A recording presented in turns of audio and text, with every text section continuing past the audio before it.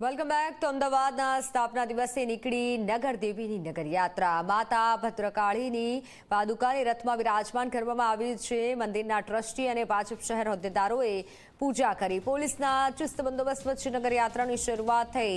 Tableau ભજન મંડળીઓના આકર્ષણ સાથે નગરયાત્રા નીકળી છે. અમદાવાદના 614 વર્ષના ઇતિહાસમાં પહેલીવાર નીકળી માતા ભદ્રકાળીની નગરયાત્રા.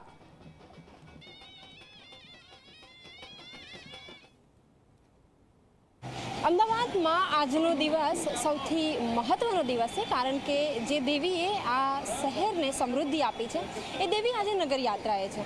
હવે ટૂંક જ સમયમાં એવો નગરયાત્રાથી પરત ફરશે અને ભંડારાની તૈયારી અહીં શરૂ થઈ ગઈ છે. લગભગ 5000થી પણ વધારે જે શ્રદ્ધાળુઓ છે એવો અહીં ભોજન ગ્રહણ કરી શકે, પ્રસાદ ગ્રહણ કરી શકે તે પ્રકારની તૈયારી હાલ કરવામાં આવી રહી છે.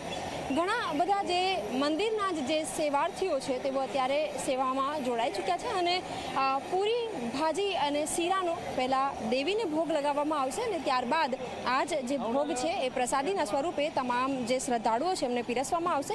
એક તરફ પૂરી તળવામાં આવી રહી છે તો બીજી તરફ ભાજી બનીને તૈયાર છે અને હંમેશા કહેવામાં આવે છે કે માતાને શીરાનો ભોગ લાગતો હોય છે, એટલે એ શીરાની પણ અહીં તૈયારી કરી દેવામાં આવી છે. દેશી ઘીના શીરાની સુગંધ પણ એટલી જ સુંદર, એટલી જ મહેક આવી રહી છે અને હાલ જે તૈયારીઓ છે એ ચાલી રહી છે. લગભગ 500થી 700 કિલો જેટલી ભાજી તૈયાર કરવામાં આવી છે અને 800 કિલો આસપાસ શીરો તૈયાર કરવામાં આવ્યો છે.